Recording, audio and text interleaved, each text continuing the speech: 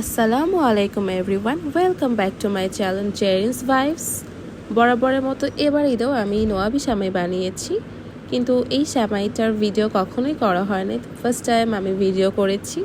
আর এটা আমার ফ্যামিলি সবার প্রিয়, সবাই আমরা খেতে অনেক বেশি ভালোবাসি। আর এটা অকেশনালি আমি প্রায় বানাই। চলুন দেখে আসি রেসিপিটা। আমি প্রথমে একটা চুলায় পাতিল বসে সেখানে 1 লিটার লিকুইড মিল্ক নিয়েছি। এরপর আমার লাগবে হচ্ছে মিল্ক পাউডার, ডানো ফুল ক্রিম আর কাস্টার্ড পাউডার। কাস্টার্ড পাউডার আমি 3 টেবিল স্পুন নিয়ে পানির সাথে মিক্স করে আমি মিল্কের সাথে অ্যাড করতেছি, এতে ভালোভাবে মিক্স হবে।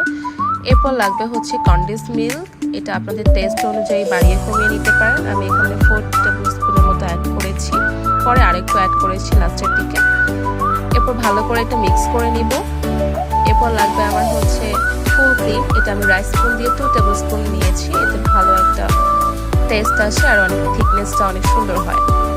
ভালো করে আমি মিক্স করতেছি, ভালোভাবে মিক্স হয়ে যায়, কোনো দলা না পেকে যায়। মিক্স করা শেষে সুন্দর একটা থিকনেস চলে আসবে, আপনারা মিষ্টিটা চেক করে নামিয়ে নেবেন। এরপর অন্য একটা ফ্রাইং প্যানে 1 টেবিল স্পুন ঘি নিয়ে মেল্ট করে নিচ্ছি। এরপর আমি বনফুলের লাচ্ছি সেমাইটা নিয়েছি, এটা খেতে অনেক মজা। আমি ঘিয়ের সাথে সেমাইটা অ্যাড করে নিচ্ছি।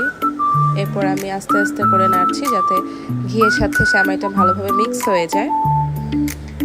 ভালোভাবে মিক্স করা শেষে আমি অ্যাড করব সুগার। আমি এখানে 3 টেবিল স্পুন সুগার নিয়েছি, এটা আপনাদের স্বাদ অনুযায়ী বাড়িয়ে কমিয়ে নিতে পারেন।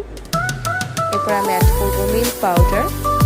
মিল্ক পাউডার আর সুগারটা ভালোভাবে মিক্স করে নিচ্ছি, এতে একটা সুন্দর ক্যারামেলের ফ্লেভার আসবে। আর ব্রাউন কালার না হওয়া পর্যন্ত আমি আস্তে আস্তে করে একটু মিক্স করে নিচ্ছি। এরপর সুন্দর একটা কালার চলে এসেছে, এই অবস্থায় আমি চুলার জালটা অফ করে দিব। ঠান্ডা হওয়ার পর আমি অন্য একটা সার্ভিং ডিশে একটা লেয়ার দিব সেমাইয়ের।